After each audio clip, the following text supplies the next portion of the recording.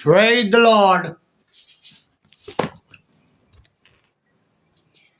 परमेश्वर की स्तुति हो कि उसने यह सुंदर समय हमें और आपको प्रदान किया कि हम एक बार फिर से आपसे मिल सके। परमेश्वर की महिमा हो। जैसा हम अध्ययन कर रहे हैं हम उसी पर विचार करेंगे और अगले सैटरडे हम क्रिसमस का संदेश देंगे। आइए हम प्रार्थना करें। अनुग्रहकारी दयालु पिता परमेश्वर, आपको हृदय से धन्यवाद देते हैं कि आपने ये मौका दिया प्रभु जी कि हम तुझ में आगे को बढ़े और तेरे नाम की महिमा करें। कितने लोग हैं जो इस दुनिया से कूच कर गए, लेकिन आपकी दया आपकी कृपा हम पर हुई। हम धन्यवाद देते हैं प्रभु जी, तू हम सबों से बोलो, बातचीत कर।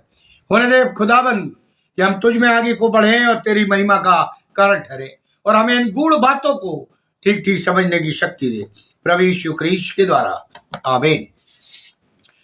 आज मैं अपने किचन में ऑनलाइन हूं क्योंकि कुछ प्रॉब्लम है। मेरी मिसेस का एक्सीडेंट हो गया है। उनकी 2 इस साइड की और 3 इस साइड की रिब ब्रोक हो गई है। आप प्रार्थना करें कि परमेश्वर उन्हें चंगाई दे। टेक्स्ट के लिए निकाल लीजिए, जैसा लिखा हुआ है प्रेरितों के काम प्रकाशित वाक्य उसका 6 अध्याय 3 और 4 पद। प्रकाशित वाक्य उसका 6 अध्याय 3 और 4 पद। वहां इस प्रकार, जब उसने दूसरी मोहर खोली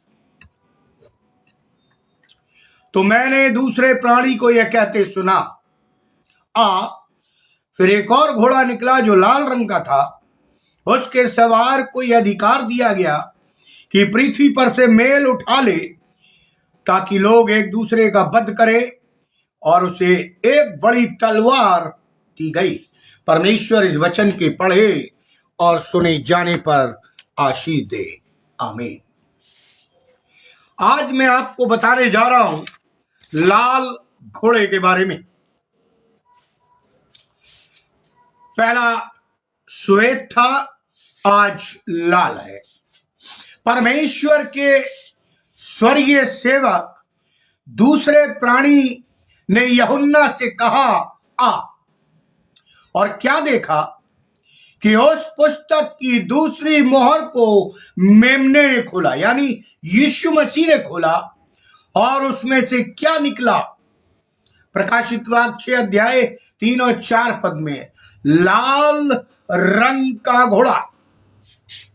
लाल रंग अंत के दिनों में युद्ध, हत्या, सताव का प्रतीक। फिर सुन लीजिए, लाल रंग अंत के दिनों में युद्ध, हत्या, सताव का प्रतीक। लाल रंग का घोड़ा लोगों के, राष्ट्रों के आपस में लड़ाई झगड़े और युद्ध का प्रतीक। जो लाल घोड़ा, वह बड़ी तलवार के बारे में वहां बताया गया है कि ये घोड़ा के ऊपर जो बैठा है वो बड़ी तलवार लिए हुए, यानी घात करने का अस्त्र। मनुष्य से शत्रुता और विश्वासघात करेंगे। मनुष्य से शत्रुता और विश्वासघात करेंगे तथा एक दूसरे को मार डालेंगे या डालने का और घात करने का प्रयास करेंगे। यूहन्ना ने, यदि आप पढ़ें, दर्शन देखा कि अंत के दिनों में किस प्रकार पृथ्वी पर से मेल मिलाप उठा लिया जाएगा या हट जाएगा। मेल मिलाप, संसार में सब प्रकार के युद्ध और अशांति उत्पन्न होगी, और आज हमें देखने को मिल रहा है। लोग आपस में एक दूसरे की हत्या करेंगे। आज हम देख रहे, कुछ लोगों ने लाल घोड़े के रहस्य को तरह तरह से समझाना या समझना या बताना चाहा। कुछ लोगों ने शायद इसके रंग के कारण ये अर्थ निकाला कि लाल घोड़े का अर्थ कम्युनिज्म है या उससे है, कम्युनिज्म से। परंतु जैसा हम देखते हैं कि कोई मनुष्य इसका सही अर्थ नहीं लगा सकता सिवाय मेमने यानी प्रभु यीशु मसीह के। तो उसी के वचन मत्ती रचित सुसमाचार उसका 24 अध्याय 6 और 7 के अनुसार लाल घोड़े का रहस्य प्रभु की ये भविष्यवाणी है जो मैं आपको अभी पढ़कर सुनाना चाहता हूं। मत्ती रचित सुसमाचार उसका 24 अध्याय और उसका 6 और 7 पद।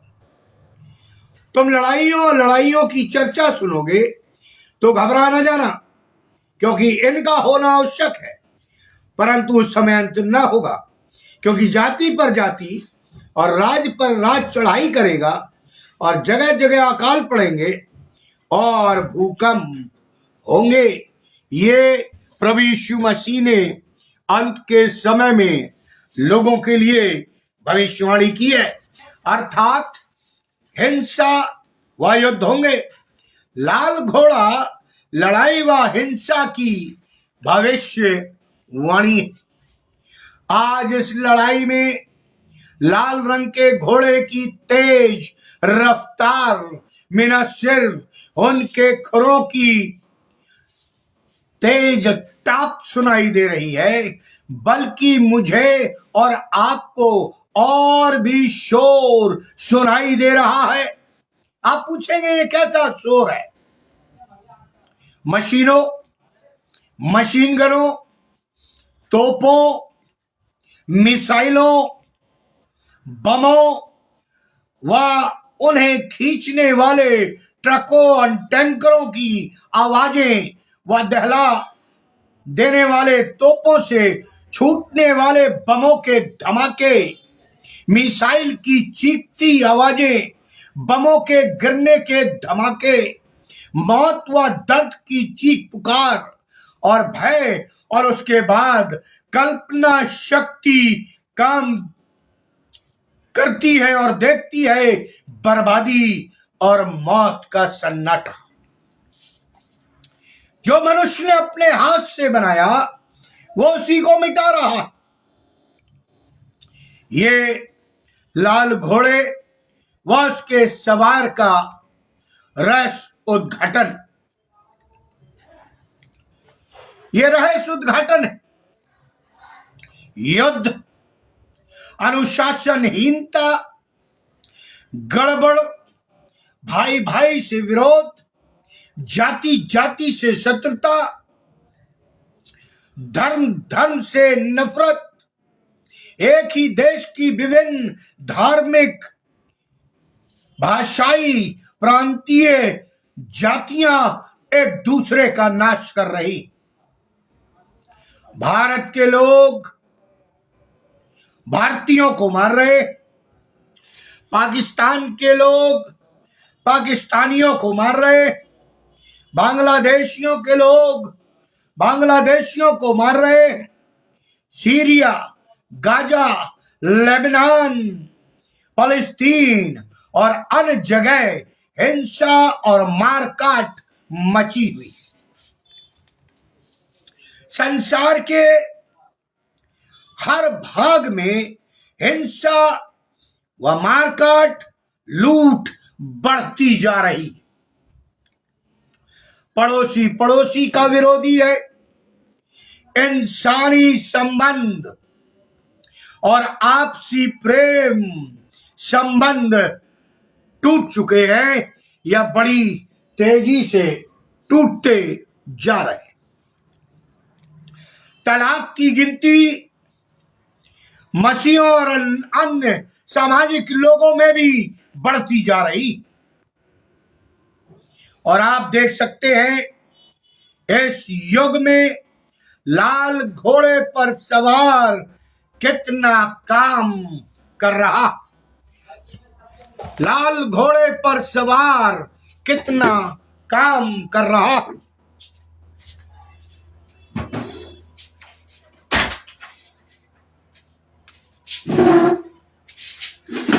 प्रियो, जो मैं आपको बताना चाहता हूं, अब आपको ध्यान से सुनना। यदि आपको इसके बारे में समझना है तो पवित्र आत्मा की अगुवाई लेनी है। लाल घोड़े का सवार क्या क्या काम कर रहा है एक दुनिया के अंदर। श्वेत घोड़ा या मोहर जो है, पहली मोहर खोल ली जा चुकी है, मैंने आपको पिछली बार बताया, और ये दूसरी मोहर भी खोली जा चुकी है। टेररिज्म, डकैती, गला काटना, हत्याएं, समाचार पत्र इन संबंधों से भरा पड़ा।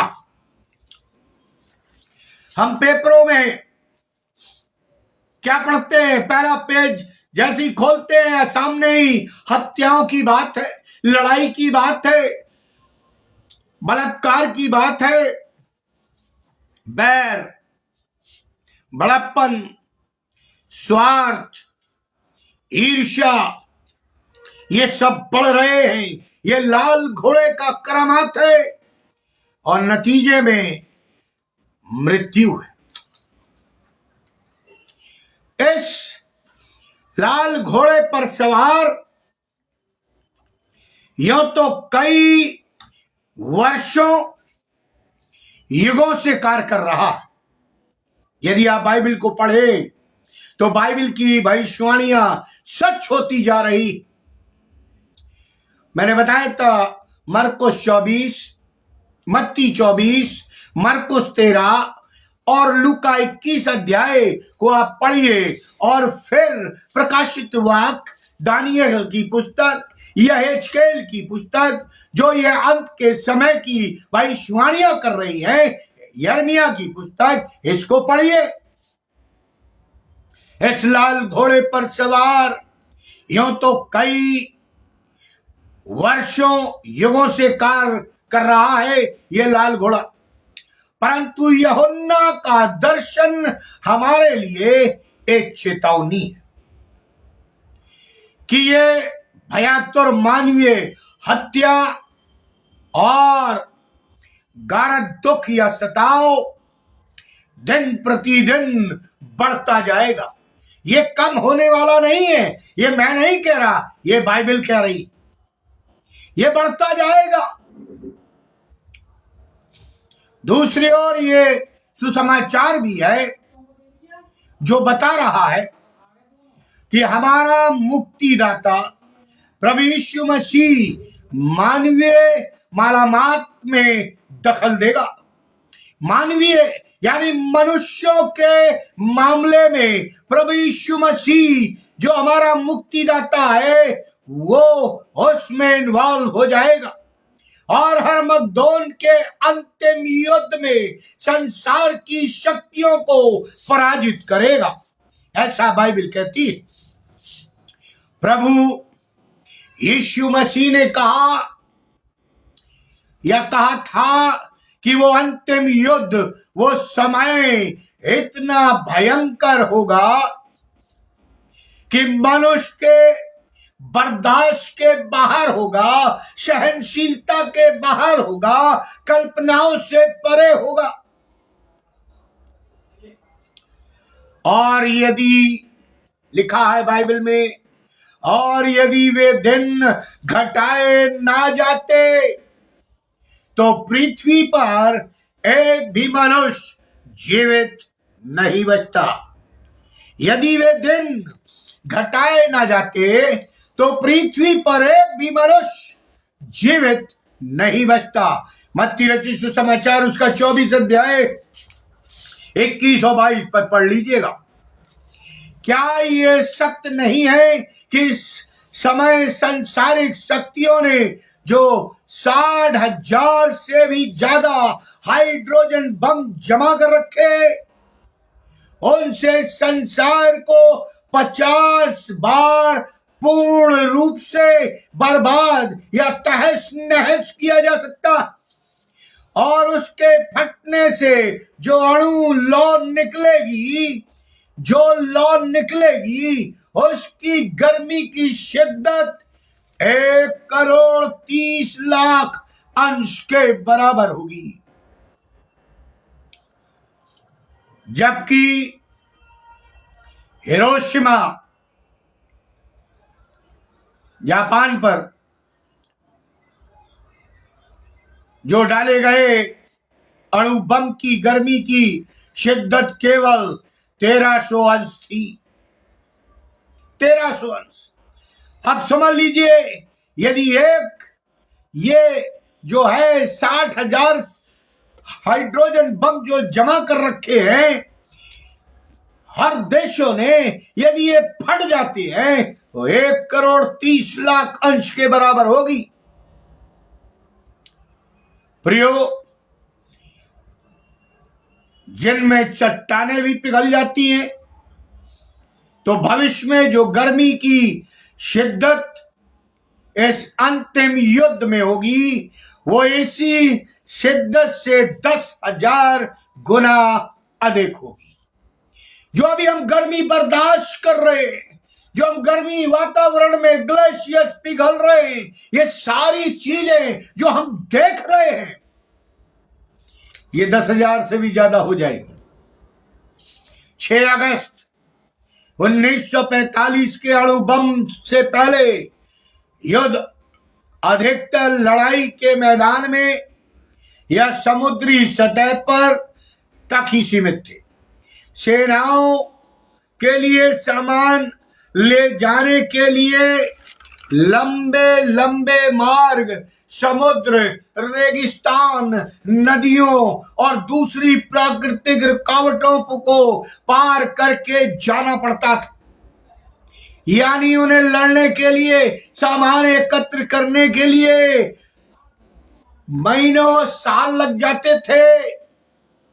लेकिन 6 अगस्त 1945 को प्रातः 8:15 बजे पर एक अंधा कर देने वाली नीली रोशनी हुई और उसके बाद धुएं का बादल उठा, छतरी के समान, जो इस युग के अणु युद्ध का पर्यायवाची बन गया।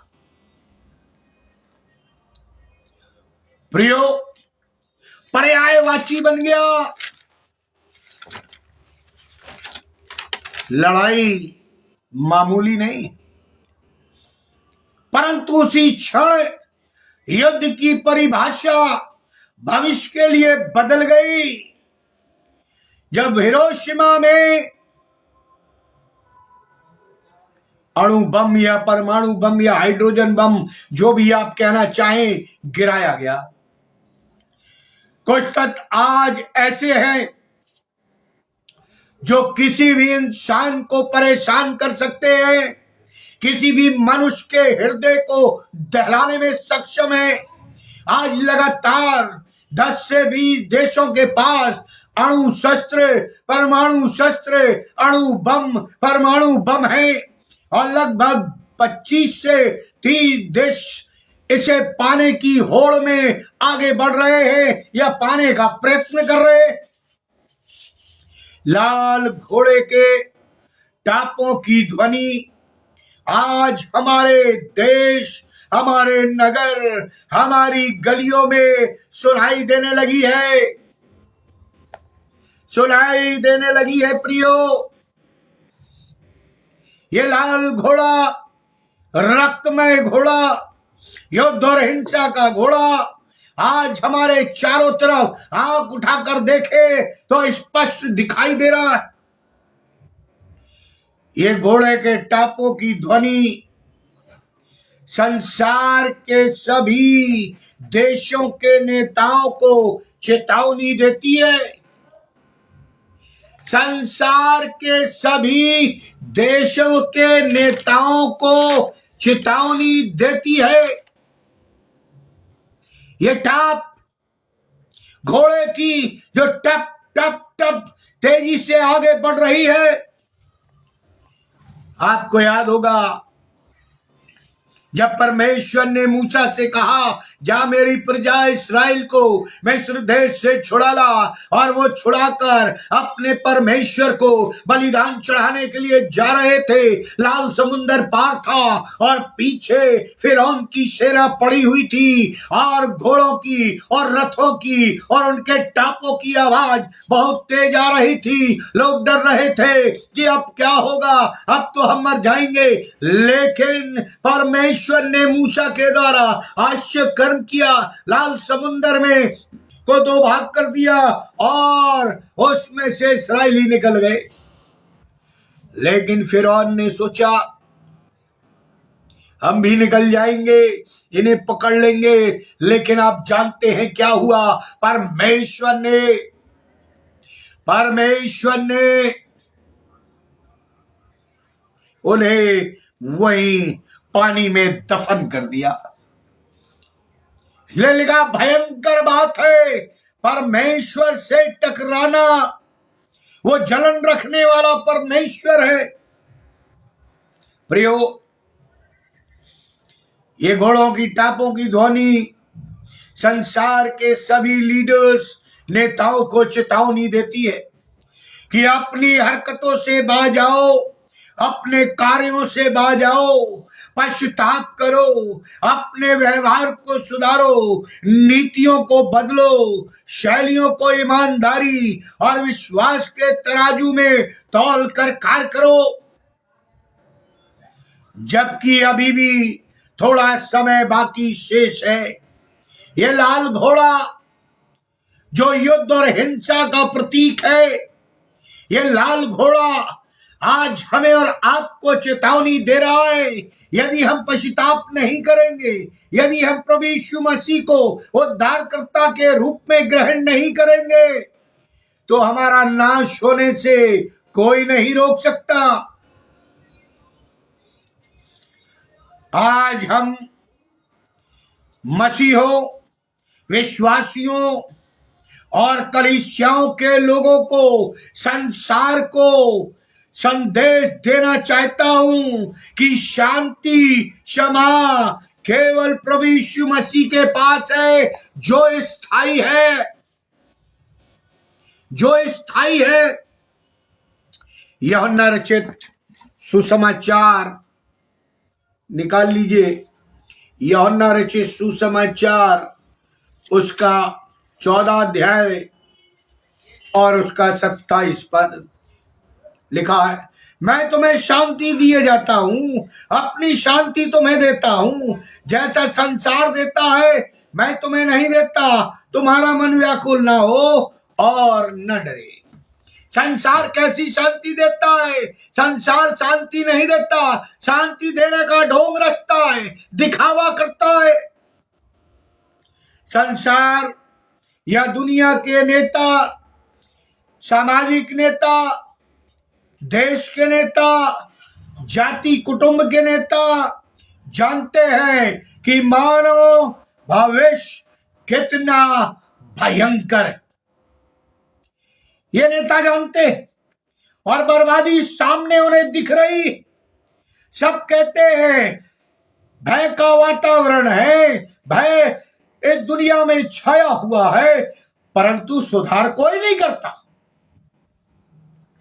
ना अपने में सुधार करता है, ना नेतागिरी में सुधार करता है, ना समाज में सुधार करता है, ना किसी चीज में सुधार करता है, परंतु शांति स्थापित करने के उल्टे तरीके बताते। आज के युग में शांति स्थापित करने के उल्टे तरीके बताए जाते। आप कहेंगे ये कैसी बात कर रहे हैं? अरे तो बाइबल कहती है। क्या कह रहे हैं वो? सैनिक शक्तियां इतनी बढ़ा लो कि दूसरों को युद्ध करने का साहस न हो। अणु बम, परमाणु बम जुटा लो और इसी कंपटीशन में अपनी बर्बादी का सामान इकट्ठा किए जा रहे। अदन की वाटिका में केवल आदम हवा ने परमेश्वर की आज्ञा को तोड़ा तो मृत्यु का जन्म हुआ। लेकिन आज का मानव परमेश्वर की रचना को तहस नहस कर रहा है, और यही तो शैतान का गोल है। यदि आप बहुत ध्यान से बाइबल को पढ़े तो मैंने कहा आपको, आज परमेश्वर इस दुनिया में कोई काम नहीं करता बगैर मनुष्य के, और शैतान भी कोई काम नहीं करता बगैर मनुष्य के। परमेश्वर ने मनुष्य को अपनी समानता में बनाया, अपने सारे अधिकार लिखाए। मैंने स्वर्ग और पृथ्वी का अधिकार तुम्हें दिया है, सारा अधिकार दे दिया।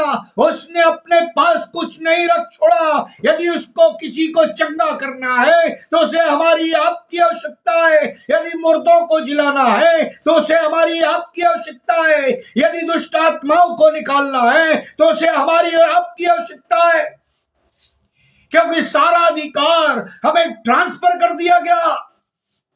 उसने अपने पास कुछ नहीं रख छोड़ा, केवल हमें विश्वास के साथ उसके नाम से ये सारे काम करने हैं।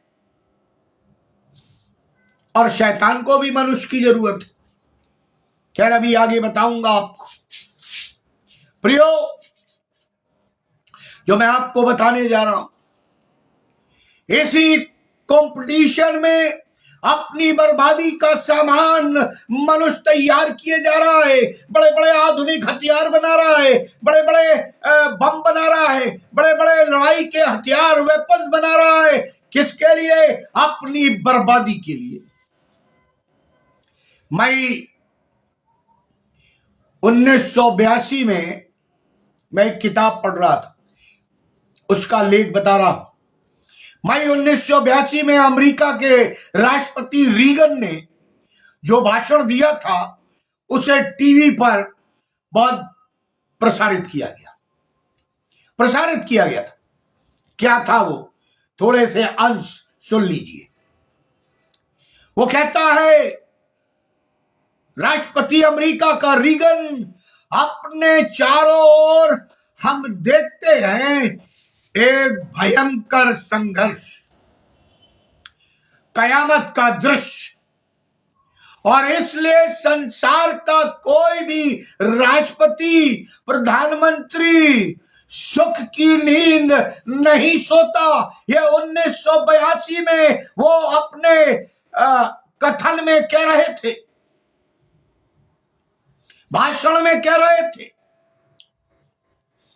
संयुक्त राष्ट्र यूएनओ के महासचिव श्री पेरिस दी कय्यार का कहना था कि मनुष्य नाटकीय ढंग से तीसरे विश्व युद्ध की तैयारी में लगा है। नाटकीय ढंग से तीसरे विश्व युद्ध की तैयारी में लगा है। मैंने आपको प्रीच किया था, यहूदियों का तीसरा मंदिर और विश्व का तीसरा विश्व युद्ध। तो क्या अंत का समय आ गया है जिसकी घोषणा बाइबल करती है? हाँ जी, अंत का समय चल रहा है जब तुम लड़ाइयों देखो, लड़ाइयों की चर्चा सुनो, प्रेम ठंडा हो जाएगा, एक दूसरे को लोग मारेंगे। अंतिम समय। हम कहते हैं हम एडवांस हो गए, हम कहते हैं हम बहुत एडवांस हो गए। बाइबल में तो नहीं हुए, आत्मिकता में तो नहीं हुए। तो समझने वाली बात है कि संसारिकता में हुए होंगे और उससे हमारा विनाश ही है। तो क्या अंत का समय है? जी हाँ, अंत के समय में हम चल रहे हैं। धन्य हैं हम लोग जो अपनी नंगी आंखों से परमेश्वर के वचन को पूरा होते हुए देखते। बाइबल इसकी घोषणा करती है। परंतु यह संसार का अंत ना होगा। हम अंतिम समय में तो चल रहे हैं, लेकिन संसार का अंत ना होगा।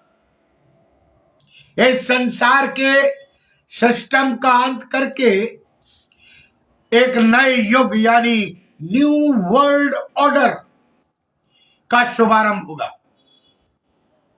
प्रभु यीशु मसीह का 1000 वर्ष का स्वर्णिक युग साम्राज्य होगा। क्या ये मेरा भी विषय नहीं है, मैं केवल बता रहा हूं। इसी अंत को पहचानने के लिए प्रभु यीशु मसीह ने चिन्ह दिए हैं, जो आज हमारे चारों तरफ वातावरण में, हमारे देश में, देश के बाहर, संसार में हो रहा। क्या हो रहा है? क्या चिन्ह दिए प्रभु यीशु मसीह ने? सुनिए, बुराई अधिक बढ़ जाएगी, प्रेम ठंडा पड़ जाएगा। पहले जैसा प्रेम ठंडा हो गया। प्रियो, बुराई बहुत बढ़ रही है और अब बुराई को ही अच्छाई मानने लगे हैं। वही नूह के जमाने में क्या था? लोग बुराइयां करते थे और उन्हें बुराई समझ में नहीं आती थी। उन्हें पाप समझ में नहीं आता था। उन्हें अपनी हर बात सही लगती थी, लेकिन परमेश्वर की दृष्टि में वो पाप था, बुराई थी। और परमेश्वर को निर्णय लेना पड़ा इस पृथ्वी पर से मनुष्यों को नाश करने का। लिखा, परमेश्वर मनुष्यों को बनाकर पहले तो खुश हुआ, बाद में पछताया। लिखा है, बाइबल पढ़ लीजिए। कहीं ऐसा तो नहीं आज के संसार में परमेश्वर कहे मैं फलाने धमाके को बनाकर पछता रहा हूं?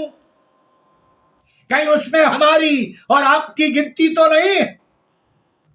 लिखा है, बुराइयां बहुत अधिक बढ़ जाएंगी, प्रेम ठंडा हो जाएगा। आज पति पत्नी आपस में प्रेम नहीं करते, लड़ाई झगड़े हो रहे। किसी ने एक बच्चा ले लिया, दूसरे ने दूसरा ले लिया। क्या यही प्रेम? आज लोग माँ बाप की रिस्पेक्ट नहीं करते, बुजुर्गों की रिस्पेक्ट नहीं करते। बाइबल तो कहती है जब तू सफेद बाल वालों को देखे तो झुक के प्रणाम या सलाम किया कर। आज मुंह फेर कर निकल जाते। आज लोगों के बीच में बुराइयां बढ़ गई हैं और पैसा बढ़ गया है। बाइबल कहती है पैसा ही बुराई की जड़ है। ये लाल घोड़ा बड़ी तलवार लेकर निकला। दूसरी बात, भवन निर्माण की अधिकाई होगी। आज लोग भवन पर भवन बना रहे। हर एक व्यक्ति को घर चाहिए। वृक्षारोपण जा रहा है। परमेश्वर के राज का सुसमाचार कोने कोने में प्रचार किया जाएगा, ऐसा बाइबल कहती। युद्ध व उसके विनाश की क्षमता बढ़ जाएगी। युद्ध की क्षमता बढ़ जाएगी और विनाश की क्षमता बढ़ जाएगी। अब मसीहो सुन लो, बाइबल पढ़ लो। कहती है अंत तक युद्ध रहेगा, अंत तक। अब जब तक पृथ्वी है युद्ध छिड़ चुका है, लड़ाइयों की चर्चा है। लिखा है अंत तक युद्ध रहेगा। मैं आपके लिए पढ़ना चाहता हूं दानियल की पुस्तक, उसका 9 अध्याय और उसका 26 पद। देखिए क्या लिखा हुआ। दानियल 9:26, उन 62 सप्ताहों के बीतने पर अभिषेक पुरुष काटा जाएगा और उसके हाथ कुछ न लगेगा, और आने वाले प्रधान की प्रजा नगर और पवित्र स्थान को नष्ट तो करेगी, परंतु उस प्रधान का अंत ऐसा होगा जैसे बाढ़ से होता है, तो भी उसके अंत तक लड़ाई होती रहेगी। क्योंकि और का उजड़ जाना निश्चय ठान लिया गया है। प्रियो, अंत तक लड़ाई होती रहेगी। आप सोचे शांति आ जाए तो नहीं आएगी, आप सोचे प्रेम बढ़ जाए तो नहीं बढ़ेगा, क्योंकि हम खुद नहीं बढ़ाना चाहते, हम खुद शांति स्थापित नहीं करना चाहते। प्रकाशित वाक्य उसका 11 अध्याय, उसका 13 अध्याय, उसका 16 अध्याय मसीही विरोधी के उठने के संबंध में समाचार दे रहे हैं। जो ख्रीष्ट विरोधी कहलाता है उसका एक मुख्य कार्य होगा युद्ध, केवल युद्ध। पढ़ना चाहूंगा आपके लिए प्रकाशित वाक्य उसका 13 अध्याय 7 पद। देखिए क्या लिखा। उसे अधिकार दिया गया कि पवित्र लोगों के से लड़े। पवित्र हमारे और आपके ऊपर जब परेशानी आती है तो हम परमेश्वर को दोष देने, अरे परमेश्वर ने इसमें लिख दिया, उसे अधिकार दिया गया, ये लाल घोड़े पर जो बैठा है तलवार लिए, उसे अधिकार दिया गया कि वो पवित्र लोगों से लड़े। अगर आप पवित्र हैं तो आप परेशानी में रहेंगे, आप पवित्र हैं तो आप पर नाना प्रकार से विरोध किया जाएगा। यदि आप विश्वासी और पवित्र हैं तो शैतान आप पर अटैक करेंगे और उन पर जय पाए। किन पर? पवित्र लोगों पर। और उसे हर गोत्र, हर जाति, हर भाषा पर अधिकार दिया गया। और फिर भी हम कहते हैं परमेश्वर नहीं मिलाता क्या इस दुनिया में? अरे लिखा है धन्य है वे जो परमेश्वर के नाम से सताए जाते, क्योंकि वो उसके पुत्र और पुत्रियां कहलाएंगे। परंतु इन सब के बावजूद संसार में मानव हृदय में शांति की कामना रहेगी। मानव फिर भी चाहेगा कि शांति आ जाए, लेकिन यह लाल घोड़ा जो हिंसा और युद्ध का कारण है, लंबी तलवार लिए हुए है, वो अपने कार्य को करता जाएगा। हमें अपने विश्वास को खोना नहीं, हमें अपनी बाइबल से अपने मन को भटकाना नहीं। प्रियो, इससे पहले संसार में इतनी शांति सभाएं, शांति के लिए प्रदर्शन कभी नहीं हुए जितना अभी हो रहे। लोग चाह रहे हैं, बैठ रहे हैं, लेकिन शांति नहीं हो रही। जहां तक मेरा कैलकुलेशन है, मैं समझता हूं यदि जो आज संसार में रह रहे हैं उनसे शांति के लिए वोटिंग कराई जाए तो 90% से अधिक लोग शांति स्थापित करने के लिए वोट तो डाल देंगे, परंतु शांति प्राप्त करने के लिए कोई प्रयत्न नहीं करेंगे, प्रयास दिल से नहीं करेंगे, केवल मुख से। और यही तो प्रभु यीशु मसीह ने कहा है, तो मेरा नाम तो अपने होठों से लेते हो, लेकिन तुम मुझसे कोसों दूर हो। शांति कामना का मुख्य कारण क्या होगा? आज मनुष्य शांति चाहता है तो क्यों चाहता है? अरे हमारा प्रभु यीशु मसीह जो शांति का राजकुमार है, प्रियो, जो परमानेंट शांति दे सकता है, हम उसके पास नहीं जा रहे। हम कमेटियां बिठा रहे, सभा बिठा रहे, अपोस्टेट कमेटियां बिठा रहे, नाना प्रकार की चीजें कर रहे, फिर भी शांति नहीं है। लिखा है शांति का कारण या कामना का मुख्य कारण जो शांति का वो है भय का वातावरण। आज हम डरे हुए हैं, घबराए हुए हैं, हमें और आपको नहीं मालूम कब बम आपके गिरे, आपके घर में या मेरे घर में, और हम तबाह हो जाएं। सीरिया, गाजा, मिस्र और लेबनान, फिलिस्तीन, किसको मालूम था ये शहर उजड़ जाएंगे? मुझे और आपको, क्योंकि बाइबल में लिखा हुआ है। आने वाली यातनाओं की तड़प और तड़पन की कल्पना से मानव डरा हुआ है। इसलिए वो शांति की बात कर रहा है। यदि विश्व शांति पर एक विश्व प्रदर्शनी का आयोजन किया जाए तो उसमें प्रदर्शन क्या होगा मैं बता देता हूं। ये इसलिए बता रहा हूं कि मनुष्य अपने आप को ही धोखा दे रहा है। क्या होगा यदि विश्व प्रदर्शन शांति की हम एक प्रदर्शनी लगाएं? असंख्य शांति वार्ताएं होंगी, वार्तालाप, असंख्य शांति सभाएं होंगी, असंख्य शांति प्रदर्शन होंगे, डेमोन्स्ट्रेशन, लीग ऑफ नेशन का, यूएनओ का और संसार के महान नेताओं के भाषणों का शांति पर प्रवचन होगा।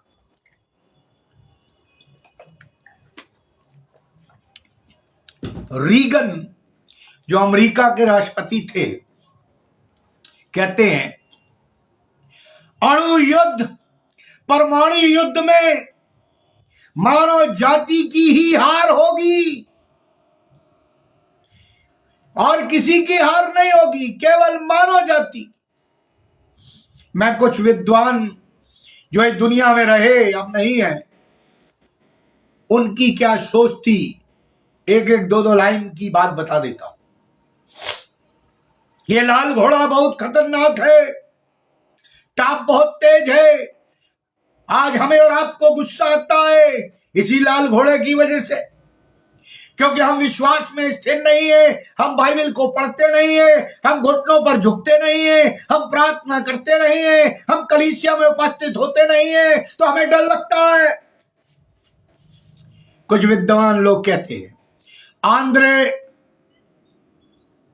सखारोव जो रूसी वैज्ञानिक थे वो कहते हैं मुझे शांति की कामना करने वाले व्यक्तियों से हमदर्दी है। सुनिए ध्यान से, मुझे शांति की कामना करने वाले हमदर्द व्यक्तियों से हमदर्दी है, परंतु जो दुखद या दुखांत होने वाला है या जो दुखद रिजल्ट है उससे बचा नहीं जा सकता। ब्रेजनेव केवल वो जिसने आत्महत्या का इरादा कर लिया, ब्रेजनेव कहते हैं केवल वो जिसने आत्महत्या का इरादा कर लिया हो वो परमाणु बम, अणु बम युद्ध प्रारंभ करेगा। यानी वो कहेगा मैं तो मर ही रहा हूं, तुम भी मरो। आंद्रोपो कहते हैं जहां कहीं भी अणु या परमाणु बवंडर उठेगा वो नियंत्रण से बाहर होगा और संसार बर्बाद हो जाएगा, किसी के कंट्रोल में नहीं रहेगा। जनरल ब्रैडली कहते हैं हम अणु और परमाणु के रहस्य को तो समझ सकते हैं या समझ गए हैं, परंतु आज तक यीशु के पहाड़ी उपदेश, पर्वतीय उपदेश को हमने समझने और स्वीकार करने का हिम्मत नहीं जुटाई। ये तो कोई भी, या मैं यूं कहूं कि हम उसके वचनों पर चलने की हिम्मत ही नहीं रखते, डरपोक। कोई भी आज समझ व जान सकता है कि एक और विश्व युद्ध होगा, यानी तीसरा विश्व युद्ध। ये तो कोई भी बता देगा और फैसला सदा के लिए हो जाएगा। आर या पार की लड़ाई होगी। अब तीसरे विश्व युद्ध में चौथे की बात कोई करता ही नहीं है, क्योंकि चौथा युद्ध होना ही नहीं है। कुछ बर्बादी केवल ईश्वरी बचाव के अतिरिक्त है, यानी जो ईश्वर बचाएगा तो बचा लेगा, नहीं तो फिर सब कुछ समाप्त। तो यह है उस लाल घोड़े के सवार के हाथ में जो लंबी तलवार है, उसके चलने से भयंकर बर्बादी आने वाली है, आ रही है। दूसरी मोहर खोली जा चुकी। कई लोग मुझसे व्हाट्सएप से जुड़े हुए हैं और अपने प्रश्न भेजते हैं, मैं उन्हें उत्तर देता हूं बाइबल से। आपके पास भी कोई प्रश्न है तो मैं आपको बाइबल से ही उत्तर दूंगा, आप भेज सकते। कैप्शन में मेरा नंबर लिखा हुआ।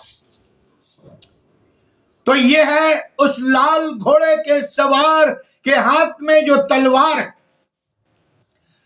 उसके चलने से भयंकर बर्बादी होगी और हो रही, ताकि बाइबल कहती है, यिर्मयाह अपनी भविष्यवाणी में लिखता है, यिर्मयाह 4:7 पढ़ लेना, ताकि तेरे शहर वीरान हो और कोई उसमें बसने वाला न रहे। यिर्मयाह भविष्यवाणी कर रहा है, तेरे शहर वीरान हो। गाजा का क्या हुआ, सीरिया का क्या हो रहा है, फलस्तीन का क्या है। देखिए,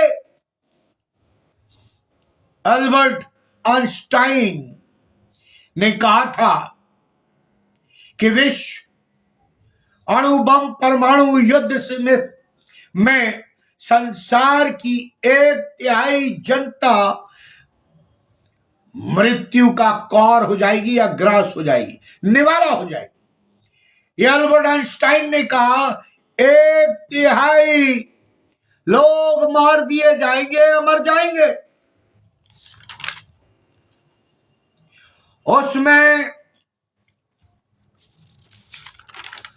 प्रियो, उससे यानी 2725 वर्ष पूर्व परमेश्वर के भविष्यवक्ता जो यहेजकेल ने प्रभु का वचन लिखा कि संसार की 1/3 जनसंख्या तलवार या युद्ध से कत्ल कर दी जाएगी। यहेजकेल 5:12 पढ़ लीजिएगा, मैं पढ़ देता हूं आपके लिए। देखिए क्या लिखा है। यहेजकेल उसका 5:12 तेरी 1/3 तो मरी से मरेगी और बीज भूख में मर जाएगी, और 1/3 तेरे आस पास से तलवार से मारी जाएगी। लिखा है 1/3 तलवार से। ये वही तलवार वाला है जिसको यहेजकेल देख रहा है, जिसकी बात यहां लाल घोड़े पर की गई है। रेवलेशन में भी 1/3 जनसंख्या की मृत्यु का वर्णन है, परंतु मसीही विश्वासियों के लिए ये बातें भय का कारण नहीं, क्योंकि यीशु मसीह ने कहा है, अगर आज कोई भी मसीह डरता है इन बातों को देखकर, तो वो मसीह नहीं है। लिखा है, तुम चर्चा सुनो। लिखा है मत्ती रचित सुसमाचार उसका 24 अध्याय और उसका 6 पद। देखिए क्या लिखा हुआ। 24 अध्याय और उसका 6 पद लिखा है, तुम लड़ाइयों और लड़ाइयों की चर्चा सुनोगे तो घबरा ना जाना, डर ना जाना, क्योंकि इनका होना आवश्यक है, परंतु उस समय अंत ना होगा। लड़ाइयां हो रही ना हमारे चारों तरफ, और बड़ी भयानक लड़ाइयां हो रही हैं। बम गिराए जा रहे हैं, मिसाइलें छोड़ी जा रही हैं, लाखों लोग मारे जा रहे हैं। यीशु मसीह अपनी महिमा व पराक्रम से पृथ्वी पर परमेश्वर के राज की स्थापना करने आने वाला, और हम अपने प्रभु यीशु मसीह को पराक्रम और बड़ी महिमा के साथ आते देखेंगे। अणु और परमाणु युद्ध तो पाप की समस्या है। फिर सुन लीजिए, लड़ाई झगड़ा, अणु और परमाणु बम, ये पाप की समस्या है। ये पवित्रता की समस्या नहीं है, ये धार्मिकता की समस्या नहीं है, ये मसीहों की समस्या नहीं है, ये विश्वासियों की समस्या नहीं है, ये कलीसिया की समस्या नहीं है, क्योंकि वो उठा ली जाएगी। बम स्वयं तो नहीं बनते, न बनाए जाते हैं।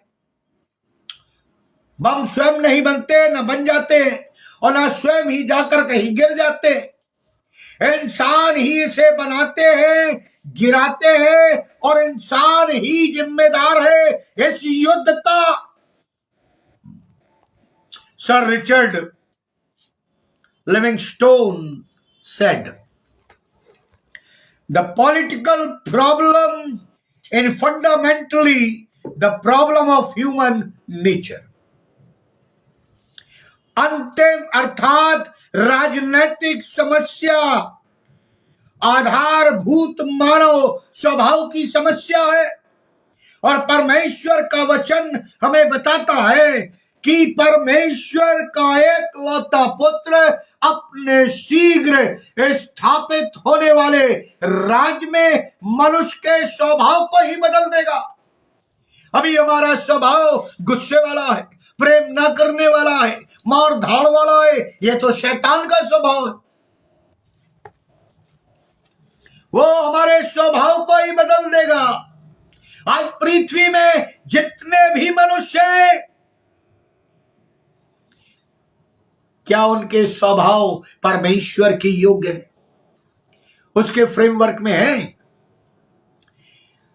अब मैं अपने कंक्लूजन में जाता हूं जल्दी से। अभी समय है कलीसिया, चर्च मंडली व संसार के मसीहों के लिए कि वे घुटनों पर जाकर प्रार्थना करने लगे, क्योंकि लाल घोड़े के खुरों की टाप हमारी ओर गर्जन के साथ बढ़ रही है। इसलिए मनुष्य अपने जीवन को बदले और पश्चाताप करे और आने वाले पीड़ादायक प्रकोप से भागे या सावधान रहे। ये कब हो सकता है? जब हम प्रभु यीशु मसीह पर विश्वास करेंगे, क्योंकि जब ये टाप तेज हो जाएगी, लड़ाई झगड़े तेज हो जाएंगे, मार काट तेज हो जाएगा, बुराइयां बढ़ जाएंगी, लोग एक दूसरे को नफरत से देखेंगे, एक दूसरे की हत्या करेंगे, तब प्रभु यीशु मसीह आएगा।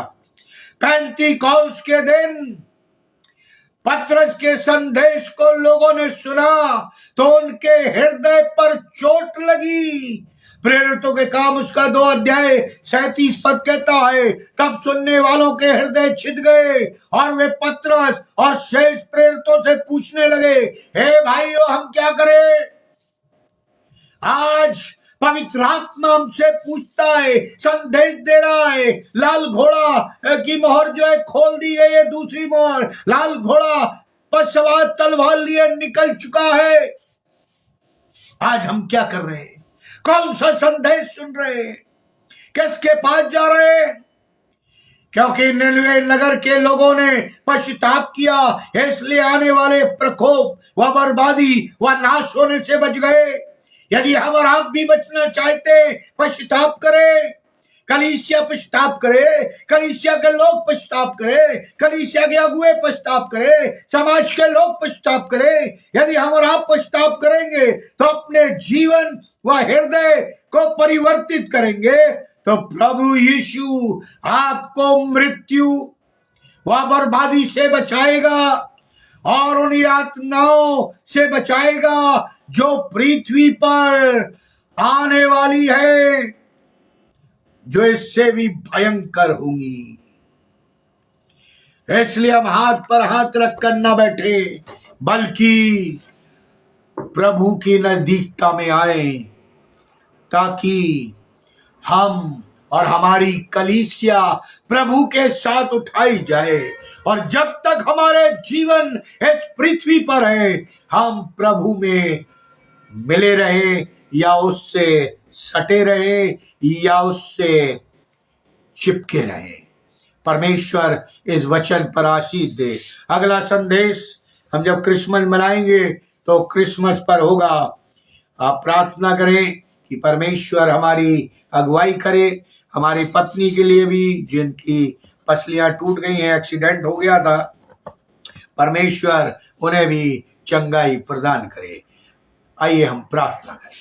अनुग्रहकारी दयालु पिता परमेश्वर, हम भी प्रार्थना करते हैं, तूने ये मौका दिया प्रभु जी, हमसे बोलो, बातचीत कर। विशेष तौर से प्रभु जी जो इस संदेश को सुन रहे हैं, क्योंकि संसार में केवल लाल ही लाल दिखाई दे रहा है। लाल घोड़े पर सवार तलवार लिए हुए हिंसा और युद्ध चारों तरफ दिखाई देता है। जहां तक हम नजर उठाते हैं, जहां तक हमारी सोच है, जो भी टीवी पर आ रहा है, जो भी पेपर में है, सब प्रभु जी लड़ाई लड़ाई लड़ाई दिखाई दे रहा है। प्रेम ठंडा हो गया है। प्रभु जी अपनी आत्मा को हमारे बीच में उंडेल दे, हमारी कलीसिया में उंडेल दे, ताकि प्रभु जी हम पश्चाताप करे, एक दूसरे को क्षमा करे और तुझ में आगे को बढ़े, ताकि जब तू आए तो हम बादलों पर उठाए जाएं। भाई अनुपम डेविड के लिए, उनके परिवार के लिए, हमारे परिवार के लिए आशीषित करना, हम लोगों की सेवकाई को आशीषित करना, अपनी आत्मा से परिपूर्ण करना। हमारी पत्नी को भी प्रभु जी जो प्रॉब्लम है, जो पसलियां टूट गई हैं, आप वैद्यों के वैद्य और डॉक्टरों के डॉक्टर हैं, जो मनुष्य नहीं कर सकता वो करने वाले ईश्वर है, उन्हें चंगाई देना। हर एक पसली, हर एक हड्डी को यीशु नासी के नाम से हम डांटते हैं, जुड़ जाए। ओ प्रभु जी हम विधि प्रार्थना करते हैं, आप चंगा करने वाले परमेश्वर हैं, अपना लहू लगाए, चंगाई दें, ताकि हम तेरी महिमा करें। और जब हम प्रभु जी को समय के बाद तेरे जन्मदिन को मनाएंगे, प्रभु जी होने दे, तू हमारे हृदयों में पैदा हो। ओ प्रभु जी तू हमारे हृदयों में राज करे, तू तेरी आत्मा हमारे बीच में डेरा करे, ताकि प्रभु जी हम तुझ में, तुझसे मिले रहें और तेरी आशीषें प्राप्त करें। प्रभु यीशु ख्रीस्त के द्वारा, आमीन। अब परमेश्वर पिता का प्रेम, प्रभु यीशु मसीह का लोगों, पवित्र आत्मा की सहभागिता हम सब विश्वासियों के साथ, जो ऑनलाइन जुड़े हुए हैं या जो बाद में जुड़ते हैं, भाई अनुपम डेविड हमारे परिवार के साथ, जब तक तू दोबारा आने से ठहरता है, जीवन के अंत तक बनी रहे। आमीन। परमेश्वर आप सबों को आशीष दे। आमीन।